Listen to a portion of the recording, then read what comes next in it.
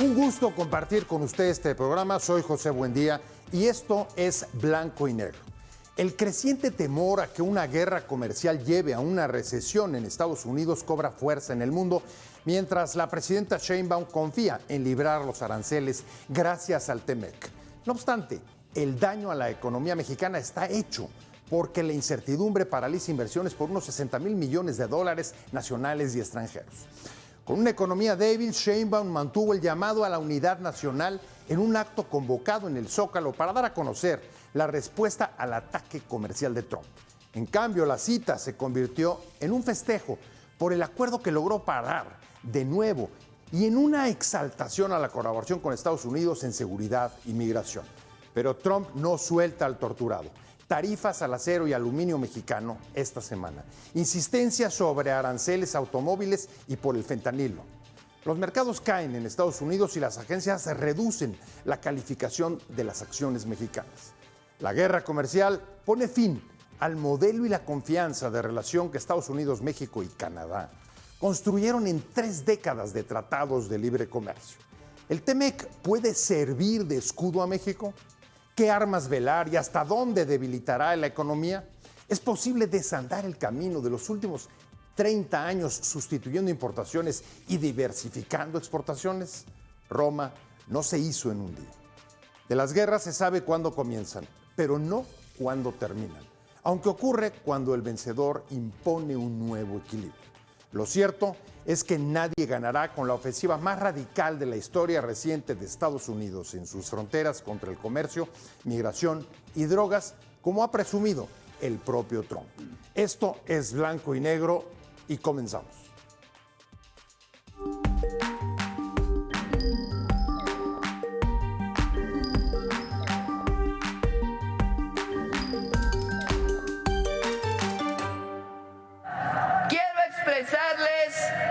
Somos optimistas porque ese día, el 2 de abril, el gobierno de Estados Unidos ha anunciado que pondrá aranceles recíprocos a todos los países del mundo. Si algún país le cobra por sus exportaciones, Estados Unidos lo hará también. Eso es lo que ellos han dicho.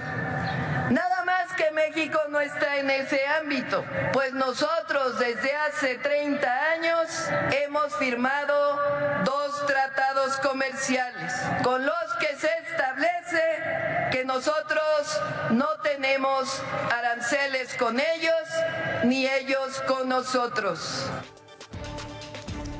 Arrancamos con Blanco y Negro. Muchas gracias por estar con nosotros, como todos los martes y jueves, aquí a las 22:30 horas. Tenemos una mesa de lujo. Desde distintas perspectivas vamos a analizar lo que está ocurriendo con la guerra comercial de Trump. Nos acompañan desde ex negociadores del Tratado de Libre Comercio hasta analistas y especialistas y consultores en comercio. Y me da mucho gusto recibirlos aquí. Por supuesto, acabamos de escucharlos. Voy contigo, Mónica Lugo, ex negociadora justamente del Tratado de Libre Comercio. Y pues lo acabas de escuchar, México está fuera del ámbito de lo que pueda ocurrir el 2 de abril y la presidenta confía en librar la imposición de aranceles. ¿Qué te parece? ¿Sí estamos fuera? ¿El TEMEC es el escudo suficiente como para protegernos? Pues yo creo que sí, en términos generales. O sea, estamos hablando de que México pues exporta el 80% de sus exportaciones a Estados Unidos, somos el primer socio comercial de Estados Unidos y yo creo que el TEMEC es un buen paraguas, ¿no? para protegernos. Ahora, hay que ser cuidadosos cuando hablamos de todos los productos que están dentro de TEMEC, ¿no? Porque no todo el mundo que exporta a Estados Unidos exporta bajo las reglas del TEMEC. Y eso es algo que nos dimos cuenta justamente ahora con cuando nos suspendieron estos aranceles. Con la lista. Con la lista, ¿no? Que, bueno, muchas empresas, debido a que Estados Unidos les daba al mundo entero una tarifa arancelaria muy baja, muchas empresas, pues se les hacía muy fácil es simplemente seguir exportando con esa tarifa de nación más favorecida, ¿no? Y mantenerse fuera del TEMEC. ¿Por qué? Porque cuando tú exportas bajo las reglas del TEMEC, pues tienes que cumplir con ciertas reglas de origen, ¿no? Es decir, demostrar que el producto que tú estás exportando hacia Estados Unidos es originario de México o de la región de Norteamérica. O sea, lo que dices es que los que se pueden quedar fuera son los que hacen las cosas mal o a la comodina. Exactamente, aquellos que no, o simplemente que no están haciendo exactamente el procedimiento, digamos, que está bajo el paraguas del TEMEC. No quiere decir que lo estén haciendo mal o que lo estén haciendo ilegalmente, simplemente que no se están amparando bajo ese tratado. Entonces, ¿qué es lo que pasa ahora cuando viene justamente esta nueva regla o esta nueva disposición o medida que anuncia el presidente Trump, que, ok, nos quita los aranceles siempre y cuando estén bajo el paraguas del TEMEC?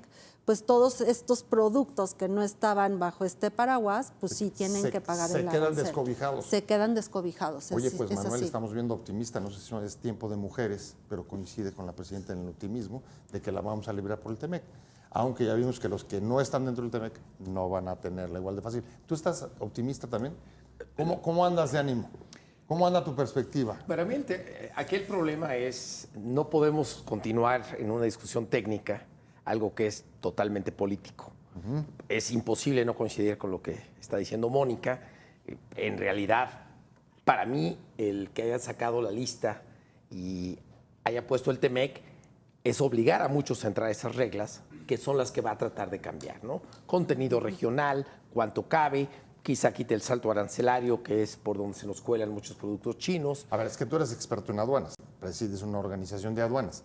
¿Quiere decir que por donde se metían los productos chinos que tanto ha denunciado Estados Unidos eran por lo que estaban fuera de las reglas del TEMEC? Sí, si hablamos comercialmente, ¿no? Sí. Repito que pienso que es una cuestión política. Creo que parte era la violación de las reglas, también están molestos con el financiamiento, también todo esto de mensajería de la 321 gringa que pueden meter $800 si va directo, pasaban camiones llenos de paquetes con productos chinos que saltaban las reglas en Estados Unidos. Hay una serie de cosas y de normas que se estaban violando y que ya por lo menos del radicalismo con el que empezó el discurso políticamente, ya por lo menos con esto del TEMEC nos da una ligera luz de por dónde creemos o consideramos que va a ir a modificar un poquito el discurso y a tratar de hacer un gane para él políticamente. Lo que dice Mónica, pues es el riesgo, ¿no? Yo pagaba un arancel como nación más favorecida, tenemos el 2.5 sí, de la OMC. Yo lo pagaba porque me salía más barato que todo el trámite burocrático y en vez de sujetarme a las normas del TEMEC, que entre otras cosas permite que Estados Unidos inspeccione tus procesos, ¿no? Ahora pues yo creo que van a ir por ahí y pues estas empresas van a tener que ajustarse. ¿Cómo ves, Jorge Molina? ¿Tanto salto para esto? ¿Tanto salto para incorporar en la lista a todos los que antes no estaban dentro de las reglas del TEMEC? Yo no estoy optimista, para empezar, porque en el memorándum que publica Trump el 20 de febrero, estableciendo cuáles iban a ser los criterios para establecer los famosos aranceles recíprocos. A los del 2 de abril. Los que se supone van a darse a conocer a partir del 2 de abril. Ahí pone él cuatro categorías. Los aranceles que nos cobren los otros países. En nuestro caso no es un tema. Segundo, el otro país hace manipulación cambiaria o lo que le llaman devaluaciones competitivas. Nosotros estuvimos en el reporte o digamos en la lista de los malportados del Departamento del Tesoro durante el 2020 y el 2021 y a lo largo del 22 nos sacaron. Eso ya no va a ser tema. Pero también ponen... O sea, porque estábamos subvaluados. Exactamente, de manera de promover... El superpeso era una subvaluación que nos estaban a punto de castigar. Exactamente, y entonces nos incluyeron con otros países como Japón, Alemania, Singapur, Taiwán, que son los que eternamente están ahí en esa lista. Ya no estamos ahí desde el 22. Pero hay una tercera categoría que son las medidas no arancelarias y que en ese caso, año con año, en el reporte que publica el USTR a finales de marzo, que le llaman el reporte sobre barreras comerciales extranjeras, el reporte sobre México ha tendido a crecer en extensión año con año. Y entonces ahí lo que se dice es, le están pidiendo al Departamento del Tesoro, de Comercio, al USTR y a Homeland Security que hagan una evaluación de cualquier medida que pueda prevenir, evitar o restringir el comercio normal o el comercio digital. Entonces, ¿qué significa? Pues que entonces si tú ves ya de entrada los reportes del USTR de otros años y lo que se ha dado, tienes el tema de energía, tienes el tema de la eliminación de los órganos reguladores, tienes el tema de la seguridad en una gran parte del territorio mexicano, tienes problemas con retrasos para dar autorizaciones por parte de COFEPRIS a empresas farmacéuticas y de productos médicos, tienes problemas con licencias para importar. Entonces, por ahí es en donde seguramente va a haber ahí un tema muy importante y no solamente relacionado con los aranceles. No sé si estés de acuerdo, Mónica, con Jorge, pero derivado de lo que acaba de decir, a lo mejor por ahí se puede entender el comentario reciente de un funcionario del Departamento de Estado que le recomendaba a México, en concreto a la presidenta, pues que no festejara todavía como ocurrió el Zócalo el domingo, que fueran más moderados, que no estaba todavía resuelta toda la problemática y que aguantaran un rato porque todavía el asunto es complicado. Así es. ¿Cómo te posicionas tú ahí? Pues mira, yo estoy de acuerdo en que efectivamente el reporte del USTR viene cada año más largo y con mucho más, con un tono más preocupante para Estados Unidos sobre las acciones que ha tomado México para la implementación del TEMEC y los acuerdos en general de la OMC en México. Sin embargo, creo que no necesariamente va a estar ligado esto con el tema de los aranceles. Yo creo que eso justamente se va a discutir para la revisión del TEMEC.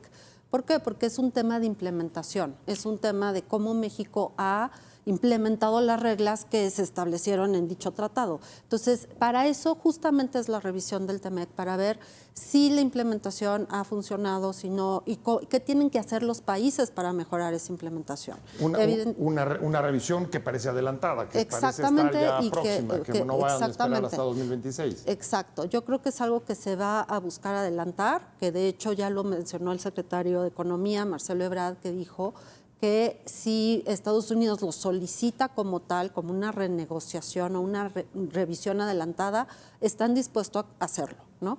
Entonces creo que vendría por ahí, pero el tema de los aranceles, yo creo que vamos a ver, o sea, es una fecha importante, la del 2 de abril, porque justamente vamos a saber si, nos van a esta idea de parar los aranceles a cambio de estos aranceles recíprocos, pues ver qué tanto realmente es así.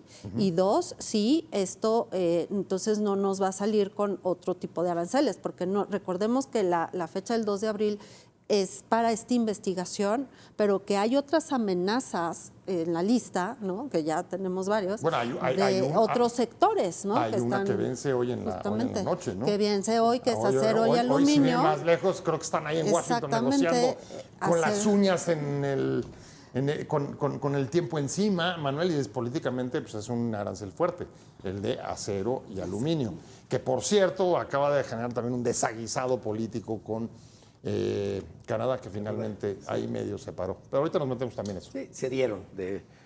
Yo creo que en lo de Canadá, nada más un paréntesis muy rápido, se vuelve a demostrar que la doctora Sheinbaum está haciendo lo correcto con ser prudente y no escuchar de un lado y del otro las presiones para actuar con valentía y bravía y aranceles recíprocos y demás. Pero bueno, volviendo a esto, y también recordemos que el acero y el aluminio, siendo parte del tratado y entrando a programas de diferimiento, tendremos que explicarlo un poquito, para lo que es el proceso maquiladora, no va a afectar en principio, porque se integra al contenido del producto final. Solo para producto terminado, solo si exportas únicamente ese proceso. Pero bueno, retomando un poco de lo que se está diciendo, una posible estrategia de Estados Unidos sea buscar el bilateralismo, porque con Canadá tiene condiciones distintas. ¿A qué me refiero? Las empresas que están en México, donde nosotros ponemos una mano de obra calificada y algo de capital, el capital principal lo ponen ellos. Son sus productos que nosotros hacemos en México, y en esto no está de acuerdo mucha gente técnica, dice, si está en México es mexicana. Pues no, o sea, para mí, si el capital, la patente y lo que verdaderamente deja dinero en este sistema productivo, los dueños son ellos, pues es mayor el autogol, ¿no? Es autogol con los aranceles para su gente y es autogol para sus industrias, que lo único que van a hacer es sacarlas de su propio mercado para que puedan entrar brasileños, coreanos, japoneses a competir con el de ellos. Entonces, sí creo que la propia industria en Estados Unidos está diciéndole, compadre, pues es por los dos lados, tienes que tener mucho cuidado con lo que vas a hacer, y por eso la prudencia la vuelvo a aplaudir una vez más de la presidenta. Ese es un punto que ha estado siendo muy insistente, Jorge, la comparación de las estrategias que han seguido Canadá y México en el trato con Donald Trump. La presidenta lo que ha hecho es evitar la confrontación directa y las amenazas como las que Canadá ha puesto sobre la mesa de dar réplicas de aranceles, incluso el de Ontario, que es el que se ha puesto más bravo. Doug Ford. Más bravo, diciendo, ya ahí te va y meto aranceles a la electricidad, mientras los norteamericanos pues han dicho, van los aranceles.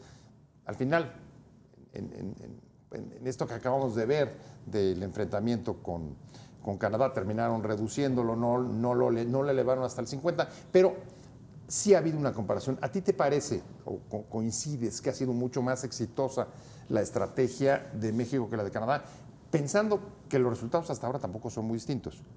Déjame nada más agregar un punto sobre lo que dijeron Mónica y Manuel. O sea, este arancel del 25% al acero y al aluminio no es cosa menor, porque en el caso del acero, el 23% del consumo doméstico es importado. Canadá ha sido el principal proveedor. El año pasado representó el 23% de todas las importaciones de acero. México fue el tercero con el 12%. Ajá. Y el segundo fue Brasil con el 16%. Y los tres países producimos de acuerdo a las especificaciones de Estados Unidos. Eso hay que decirlo. En el caso del aluminio, el guamazo para Canadá todavía es aún mayor, porque el consumo de aluminio extranjero es el 50% del consumo total. Y Canadá representa el 79% de las importaciones. Entonces, nosotros el año pasado fuimos el 9º. Entonces, antes exportábamos más, pero eso sí es un guamazo. Tú me dices, el comportamiento. Hay que también entender que... es mayor el guamazo, sin duda, pero finalmente lo que estamos viendo ha sido un trato bastante igual. O sea, el resultado ha sido más o menos, ha sido similar. Sí, pero aquí es a lo que voy. Ajá. México, Canadá y China representan el 42% de las importaciones totales de Estados Unidos. Entonces, como quieras verlo, le estás poniendo un impuesto a tus principales proveedores. Y hay que ver una cosa, por lo menos en el caso de México, más del 70% de lo que mandamos a Estados Unidos, en proporción un poquito menor en Canadá y en China, son productos intermedios que los utilizas tú para seguir produciendo. Entonces, el efecto que vas a tener sobre la inflación va a ser como de regadera, porque el acero que se utiliza para la industria petrolera, la utilizas para la construcción, para la de la petroquímica, para la automotriz, para un montón de cosas. Y eso es algo que bien que mal se tienen que dar cuenta dentro del gobierno de Trump de lo que se está generando con esto. Pero ¿te parece que ha sido más acertada, insisto, la estrategia de México o de Canadá? Es que cada uno tiene sus motivos. Dices, voy para allá. Como el peso, ok. Porque durante el primer periodo de gobierno de Trump, la señora Merkel y Trudeau, el ex primer ministro Trudeau, fueron los únicos que le plantaron cara. Fueron los únicos que le enfrentaron. Y eso a Trump lo enchiló, pero de una manera sublime. Entonces, si ustedes ven cómo ha tratado a Trudeau, precisamente refleja esa mala leche que le trae Trump desde tiempo atrás. Ahora, lo que dicen es que el resultado fue el mismo. A mí en lo particular, y como te digo, aquí soy el mal pensado de la mesa, me llamó mucho la atención que desde el miércoles el secretario Lutnick, en una entrevista que le dio a Fox News y después el jueves en la mañana con CNBC, habló de que ya se había llegado a un acuerdo. Entonces tú dices, esto fue una decisión en donde no participó ni México ni Canadá. Entonces, por eso digo, soy el mal pensado de la mesa. Sí. Y entonces, por eso digo, los dos países llegan a la misma situación, sí, pero entonces una de dos. Fue el comportamiento del mercado, fue las llamadas de los empresarios que le dijeron, espérate tantito que esto está muy feo, o hubo otras negociaciones de las que ni siquiera sabemos nosotros. Bueno, lo que supimos de esos días es que en efecto la industria o los líderes o presidentes de la industria automotriz sí se reunieron con Trump y de ahí se genera, voy a traer aquí un corte rapidísimo, regresamos si quieren a esa discusión, pero ahí en buena medida inicia este terror de las bolsas. Pero ni Palacio Nacional ni la Casa Blanca dieron mayores detalles sobre la llamada. No, eso no se dijo más, pero lo empezamos a ver en las repercusiones en las bolsas y el creciente temor a que pudiera haber como se ha estado diciendo en primeras planas de toda la prensa norteamericana, una recesión como producto de la política comercial de Trump y por supuesto el impacto que tiene sobre nosotros con paralización de inversiones. Estamos de regreso en Blanco y Negro. Muchas gracias por seguir con nosotros. Y ahí puede ver en pantalla el dato de que el daño que ya ha hecho la política de Trump al país está hecho. Y está hecho porque ahí están pausadas cerca de 60 mil millones de dólares de inversiones que podían llegar o que pudieran todavía llegar o que se esperaría que llegara, como usted quiera, pero que nos surge que pudieran hacerlo, como dice el presidente del Consejo Coordinador Empresarial, Francisco Cervantes. Y la pregunta respecto a los impactos que está teniendo ya, la incertidumbre que genera la política comercial de Trump, sus amenazas de aranceles para las inversiones, Mónica, y esto que estamos viendo en las subidas y bajadas de aranceles, en los avances, las agresiones, pero luego los retrocesos del propio Trump, el zigzagueo. ¿Crees que abran una mayor oportunidad de negociación para México? Bueno, yo creo que hay que verlo por un lado primero. Trump lo que quiere es, su palabra favorita es poner aranceles. Sí. Aranceles ha sido, es muy bonita, dice. Sí, y desde la que estuvo en campaña fue lo que venía anunciando. Entonces, yo creo que por ahora es lo que vamos a ver en Trump, ¿no? O sea, esa es su estrategia. Su estrategia es crear esa incertidumbre a través de estas amenazas con los aranceles para lograr lo que quiere. Y lo vemos desde el punto de vista político, como ya decía Manuel, ¿no? De lograr objetivos como en seguridad o en migración, que es su principal objetivo y que por eso nos puso el 25% generalizado a todos los productos de exportación de México. Pero también tiene idea de que según él le funcionó en su primer periodo cuando nos puso aranceles al acero y aluminio. Así es, y ha habido estudios que en un principio sí ayudaron a ciertas industrias, ¿no? Pero pierde de vista muchos otros factores. Pero para Trump eso fue un ganar. Y él lo que está buscando es volver a ese momento en donde por medio de los aranceles pues logró ciertos beneficios para su industria. Y eso es lo que vamos a ver, ¿no? El día de mañana yo creo que sí nos va a poner aranceles para acero y aluminio. Puede ser que después se retracte, ¿no? Porque ya lo hemos visto. Sí, bueno, lo acabamos de ver con Canadá. Exactamente. Iba para arriba, retrocede, cede. Pero es justo ese caos y esa incertidumbre lo que él quiere generar, por un lado. Y por el otro lado, pues sí cree que va a tener un beneficio. Entonces, yo creo que en la medida en la que Trump no se ha contenido, lo va a seguir haciendo. ¿Y contenido en qué aspecto? Contenido desde su propio...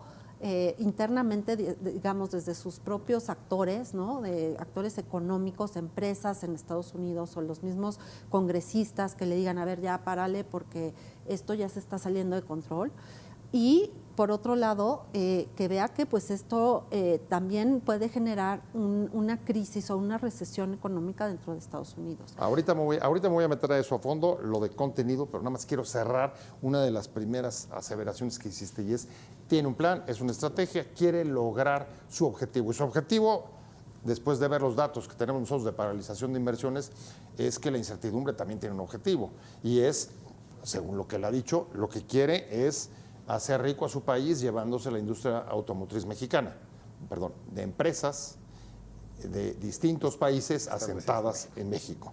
Y lo que quiere es que nosotros paguemos su déficit comercial, retirando los subsidios. Estoy citando sus palabras nada más.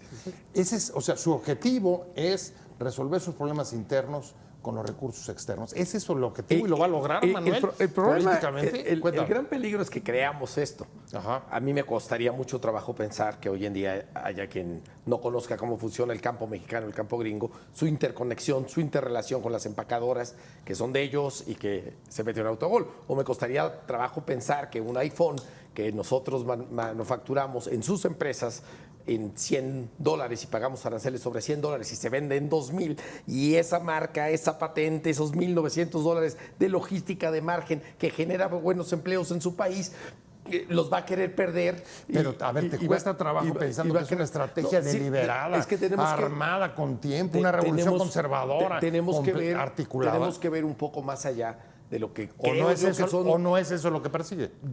Me cuesta trabajo pensar que está tan loco, pero ya también vimos a alguien cancelar el nuevo aeropuerto, ya también vimos a alguien hacer obras sin ningún sentido.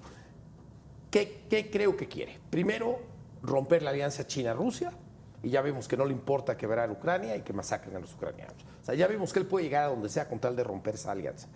Segundo, romper todo lo que China les ha hecho en los últimos 30 años, de robarles marcas, patentes, de crecer a costa del endeudamiento, de tenerlos agarrados de todos lados por la cuestión de la deuda que tienen con ellos. Y México, yo sí creo que no tienen otra opción más que demostrar que somos buenos socios y que hemos sido buenos socios. Todas estas amenazas es para hacer una serie de replanteamientos que técnicamente podríamos pasarnos aquí toda la tarde explicando, que yo sí creo que ellos han hecho muy mal en no inspeccionar y en no observarlos, y que nosotros también le hemos buscado muchos ratos. Y vienen ahí las cuestiones, viene el financiamiento chino, que es muy fuerte, viene todo el tema de la droga, que es muy fuerte y que también tiene que ver con China y tiene que ver con cuestiones de seguridad nacional, viene todo el tema migratorio, que también tiene que ver con estas mafias internacionales, que las necesita romper. Y México, nos guste aceptarlo o no, tiene una conexión directa de gobierno por el financiamiento y los compromisos que se han hecho, que el presidente anterior de los Estados Unidos, Biden, simple y sencillamente no hacía gran cosa al respecto, lo dejaba que fluyera solo en estas teorías de libre mercado. Él llega, yo sí creo, a imponer otro tipo de agenda, pero me cuesta trabajo pensar que no tienen claro por dónde van, y lo estamos viendo, y para mí, donde me quedó más claro fue en esto del TEMEC, de poner los productos. Claro que van por ahí, porque hace todo el sentido económico. Son sus empresas en México vendiéndole a sus ciudadanos. No tendrían por qué tener otro tipo de estrategia que no fuera geopolítica y política. Jorge, ¿cómo ves tú? A ver, somos solamente una pieza dentro de un mapa o un rompecabezas mucho mayor, que el objetivo es China, sabe lo que quiere y a dónde quiere llegar y qué quiere obtener Donald Trump, y va a parar con México, o lo está usando solamente como chivo expiatorio, a pesar del daño que ya está causando. Mira, la última. Las acciones mexicanas fueron rebajadas en su calificación esta misma semana por una de las calificadoras importantes, mientras que Brasil fue revaluada. Entonces, el daño está hecho, pero ¿cuál es el objetivo? ¿Ese? Somos una pieza en el ajedrez, pero mucho más importante de lo que el propio Trump quisiera aceptar. Primero, porque somos su principal proveedor. El año pasado le exportamos más de 565 mil millones de dólares. Somos el segundo país que tiene el segundo mayor déficit. El año pasado fueron casi 172 mil millones de dólares, por detrás de los 295 mil de China. Y además somos, por ejemplo, en cuestiones agrícolas, somos su principal proveedor. Ahora, hay otra cosa también. Lo que decía ahorita Manuel, de que A final de cuentas, el tema es Estados Unidos contra China. Y para eso, Canadá y México somos no necesarios, indispensables. Pero la cooperación mexicana con Estados Unidos se ha distanciado durante los últimos 7 años. ¿Qué quiere? O sea, necesita tener a México ahí. ¿Por qué tanto amenaza de arancel? Porque es una manera de irnos desgastando precisamente de camino o de vista hacia la renegociación del tema. A ver, entonces su objetivo es simplemente político, control. Político, económico, pero espérame, pero además hay una parte económica. Desde la campaña, él empezó a utilizar esta idea de que como Estados Unidos no genera casi ingresos por aranceles, el año pasado fueron ni el 2% de los ingresos totales del gobierno, que al aumentar sus aranceles, esto le va a generar a Estados Unidos un ingreso que le va a permitir entonces a Estados Unidos el reducir la tasa que le cobra a las empresas productoras más importantes del 21 al 15%. Esto es importante porque para que esta medida pueda ser considerada en el Congreso, Trump tiene también que presentar una alternativa de dónde saldría este ingreso. Entonces, el objetivo es que nosotros logremos compensar la reducción de impuestos en Estados Unidos. No solamente nosotros y todos los que les quieren cobrar aranceles. Ese es tu punto. Esa es mi observación, sí. Okay. Es mi observación, sí. Y te digo, y esto es en base de una regla dentro del proceso presupuestario que se llama Pay as you go. Tú quieres reducir de manera significativa los ingresos, entonces me tienes que presentar al mismo tiempo una propuesta que me diga de dónde va a salir esa lana. Tú quieres reducir la tasa fiscal del 21 al 15, ok, ¿de dónde va a ser? ¿Cuál es la respuesta? De los aranceles. ¿Coincide la mesa? No está tan loco. No está tan loco, pero sí tiene objetivo o no. Sí, lo único que no está considerando en esa ecuación, digamos, es cómo se va a generar la inflación dentro del mismo país, ¿no? Porque ese es el principal tema que todos hemos visto y hemos dicho a lo largo de este tiempo. O sea, el problema es que sí, puede recaudar, que la verdad yo no creo que recaude tanto a través de los aranceles. El año pasado fueron 78 mil billones de dólares, nada más. Pues es casi la mitad del déficit que tiene con México. Menos de. Poquito. Sí, o sea, el déficit con México son 172. 78. Y el año pasado ingresaron 78 mil de aranceles. No es tan poquito. Bueno, no es tan poquito, ok. Ponle que sí recaude lo que está buscando. De cualquier manera, esto te va a generar, porque ¿quién paga ese impuesto? Pues lo paga el importador, claro, que al final del día el importador puede absorber cierto costo de ese arancel, pero al final del día se traslada ese costo hacia el consumidor final, ¿no? Eso es como una cadenita de costos, no necesariamente es la misma cantidad del arancel, ¿no? Pero se va trasladando el aumento, digamos, claro. Ya lo hemos visto, incluso ahora con el intentona de arancel que nos pusieron la semana pasada, que fue un día nada más, pero vimos un aumento en ciertos productos. Esto lo que... ¿Viste aumentos en ciertos productos? Sí, ahí de un día ya se empezaba a desbalancear un poco eso, ¿no? Entonces, una locura. Entonces imagínate si eso haces a través de no solamente con tus principales proveedores de insumos y de productos finales, que son Canadá, China y México, sino además el resto del mundo. Entonces, y sin tener un plan de transición, porque lo está haciendo de un día a otro.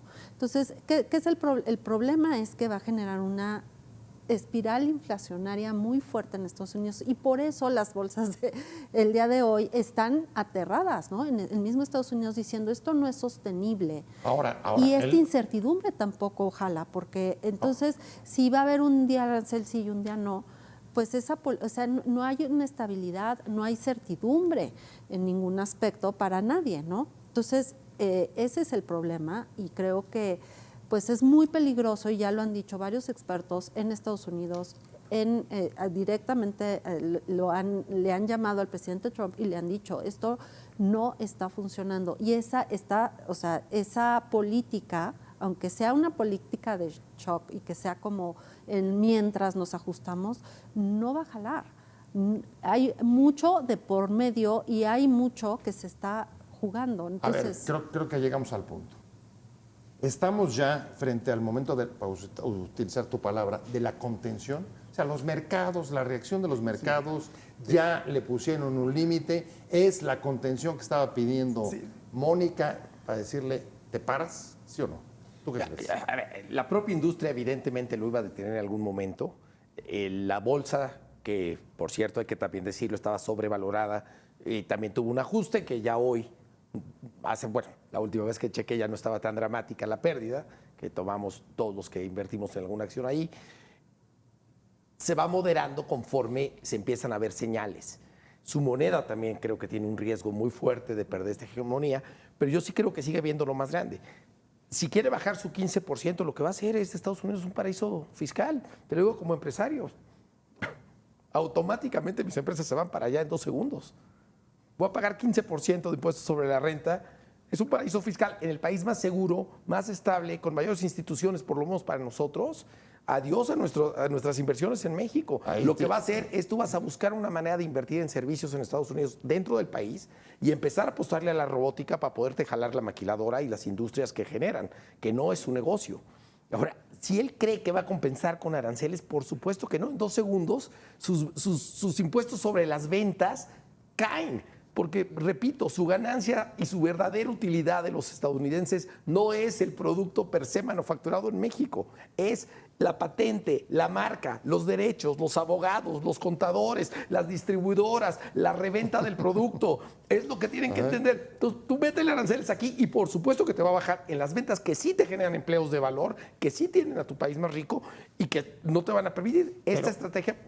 Pero en buena medida él lo ha dicho, en el corto plazo puede haber inflación y puede haber cierto, hasta usó la palabra recesión, que fue lo que tumbó los mercados. De nada sirve. Pero dice en el largo plazo, a lo mejor como tú estás diciendo, con 15% te vas a llevar las empresas allá. Y tiene la información, tiene la información. Y Estados Unidos no es un país como el nuestro, donde tuvimos un líder que hacía lo que quería y todo el mundo le decía, sí señor, la hora que usted diga. Estados Unidos tiene instituciones, ya vimos cómo lo frenaron en su primer término, en 20 locuras que trató de hacer y no las pudo hacer. Aquí va a llegar hasta donde su mercadotecnia llegue, pero se va a topar con una industria muy fuerte, desde la mano invisible, no quiero verme neoliberal citando a Smith aquí, desde esa mano... Pensé que ibas a hablar del Estado profundo, pero no. Hasta los verdaderos poderes tácitos que le van a poner un alto, por lo menos en lo que respecta a la relación con México y los aranceles, porque yo a Canadá sí lo pongo aparte, por lo menos en eso. Pero la verdadera guerra sigue siendo geopolítica, sigue siendo hacer Europa pagar lo que tiene que pagar, sigue siendo separar urgentemente a China de Rusia y volver a tomar un control de su industria armamentista, que ya prácticamente no les compra nada porque ellos mismos se protegen, ¿no? Me voy un corte, pero regreso contigo, Jorge, para ver si desde tu punto de vista llegó ya el momento de la contención de Donald Trump y si la primera manifestación son las caídas fuertes esta semana, el lunes especialmente, día negro en las bolsas de Estados Unidos. Estamos de regreso en blanco y negro y ahí puede ver datos de inversión extranjera directa, récord el año pasado en inversiones o en reinversiones, pero las nuevas inversiones con una caída estrepitosa, cerca del 36%, lo cual abona a la declaración del Consejo Coordinador Empresarial sobre la pausa de las inversiones y junto con eso, ahí podrá ver también otro gráfico que aparece en pantalla.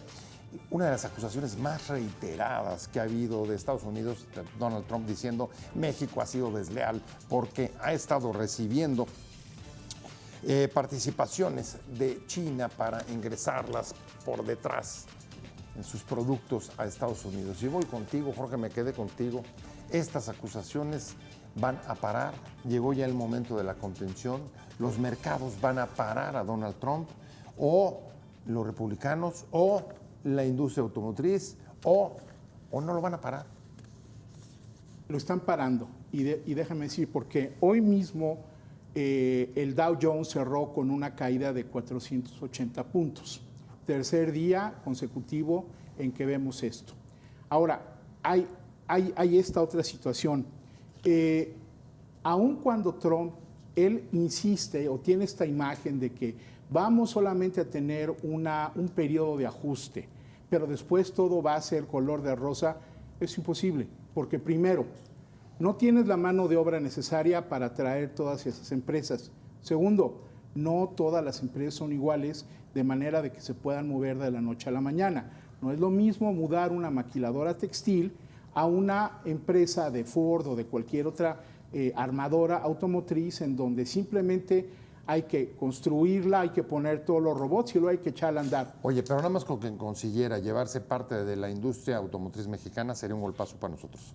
Sería un golpazo para nosotros, pero también por otro lado, eso podría generar una desestabilización en México, que entonces, si lo que quiere él es que México ponga más manos o le meta más la mano a lo que está sucediendo, en este momento no está la situación. O sea, ¿te refieres a crimen organizado? Por ¿Te refieres a supuesto. cárteles? ¿Te refieres Por supuesto. a migración, etcétera? Por supuesto, porque mira, si fuera así, entonces no estaría...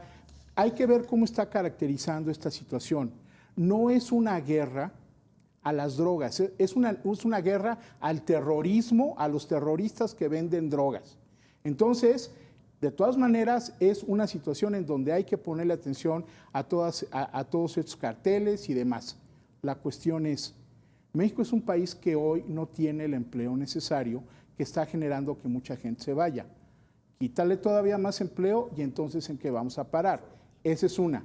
Segunda, si tienes también un gobierno que por lo menos no te queda claro que esté cooperando contigo, es también generar un problema muchísimo mayor.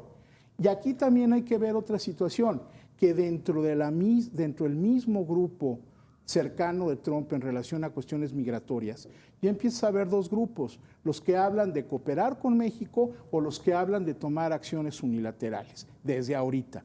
Entonces, tú le quieres, o sea, ahorita sonaría descabellado el decir, le quito la industria automotriz, sí, pero por otro lado también todas estas amenazas te sirven de manera de que México y Canadá sigan poniendo fichas sobre la mesa de camino hacia la renegociación del TEMEC, lo que te va a llevar a mermar más todavía la posición de México y Canadá. Renegociación en donde yo te puedo asegurar que así como ya se metieron capítulos de medio ambiente, temas laborales. Ahora van a meter seguridad, migración, exactamente. Eso es lo que esperan. Lo cual eso, sería Mónica? Como un acuerdo europeo. ¿Tú esperas eso, Mónica? Llegamos ya al momento de la contención, Sí. se acerca la negociación, los mercados ya lo están parando. Yo creo que sí. Vienen nuevas reglas. Estamos justamente en el punto en donde nos vamos a enterar digamos, a partir de mañana y tenemos un mes a partir del 2 de abril. Y ahí vamos a ver que realmente se está haciendo esa contención o no.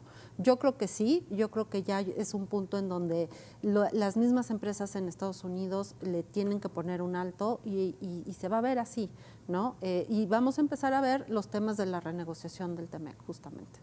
Manuel. ¿Coincides con la mesa? ¿Estamos ya entrando a la contención? Sí. ¿O todavía trae para rato? Sí, en gran parte hasta donde estamos. ¿Y qué va a pasar con su base? Hasta lo que estamos desde el punto de vista político. No hay deportaciones masivas, bueno, declaraciones políticas sobre los su cárteles. popularidad ha bajado, está en el 48% Trump actualmente. El problema no es Trump, el problema es México. ¿Quién quiere confiar en un país donde cambias las reglas del juego con una reforma al Poder Judicial? Violando por lo menos 5 capítulos del TEMEC. ¿Quién quiere invertir en un país que no tiene la infraestructura ni siquiera la mínima para poder garantizar un transporte seguro? ¿Quién quiere confiar en un país donde vives en el huachicol constante y se echan a perder tus camiones y tus máquinas cuando las metes? Donde tienes unos niveles de inseguridad, de muerte a tus choferes altísimos, los más altos del mundo. Donde no puedes ni siquiera garantizar sin pago de piso la distribución seria de tus productos. ¿Quién quiere estar en un país donde simple y sencillamente tú te comprometes a poner una subestación eléctrica y no la pones? Donde Texas nos está ganando, donde Nuevo México nos está ganando inversiones porque no puedes ni siquiera garantizar energía porque estás detenido en una retórica de una propuesta energética. A ver. Perdimos con Canadá los microcomponentes de Panasonic, que estábamos finalistas. ¿Hemos visto alguna declaración de Trump o del gobierno de Estados Unidos sobre eso? ¿No se han visto preocupados por la reforma judicial o no? Bueno, por supuesto que sí. Sí, yo no he leído nada. No sé ustedes que hayan leído. Por supuesto que sí, claramente. Y si no lo han dicho de manera tan abierta, lo dicen los números que acabas de mostrar. O sea, tenemos una cantidad de reinversión, pero tenemos la nueva inversión al nivel más bajo en los últimos 30 años. Entonces no es Trump, sino nosotros y tenemos mismos. una plata. ¿Esa Para mí, sería la lectura? Esa es mi conclusión. A ver. Nada más cierro con una cosa muy importante. Yo no quisiera ser mi socio siendo mexicano. Me quedo en este país por amor a México, por amor a las inversiones, pero yo no quisiera un socio como nosotros. ¿Cómo ves, Jorge? La preocupación no es en el Poder Ejecutivo. La preocupación y grande es en el Congreso desde la legislatura anterior. Ahorita no oímos nada porque hay una mayoría republicana, pequeñita, pero mayoría en ambas cámaras, que ha hecho que la opinión de muchísimos legisladores se haya callado. Pero si nosotros vemos todo lo que pasó y todavía, incluso las audiencias que hubo en los comités de relaciones exteriores de las dos cámaras, en el comité de finanzas del Senado y en el comité de Ways and Means de la Cámara Baja, finanzas y Ways and Means son los encargados del tratado. En los 4 ya salió el tema tanto de la reforma judicial como de los órganos regulatorios. Lo tienen, por supuesto, en el radar. Y por eso te digo, en el reporte de barreras comerciales del USTR, espérenlo. Pues, te lo firmo. Pues eso vamos a tener que tratarlo en un próximo capítulo de este programa, porque a nosotros se nos terminó el tiempo, lo siento. Mónica, muchas gracias por haber estado con nosotros. Mónica Lugo, muchas gracias, ex negociadora del TLC, del antiguo TLC. Y Jorge Molina, muchas gracias, consultor en políticas públicas y del comercio internacional. Y por supuesto, Manuel Díaz, analista político y además experto en el tema de aduanas. Gracias a los tres. Muchas gracias por habernos acompañado y haber participado en esta discusión, pero sobre todo gracias a usted por haber estado con nosotros aquí en Blanco y Negro. Nos vemos como todos los martes y jueves 20:30 acá. Tenga una buena semana. Adiós.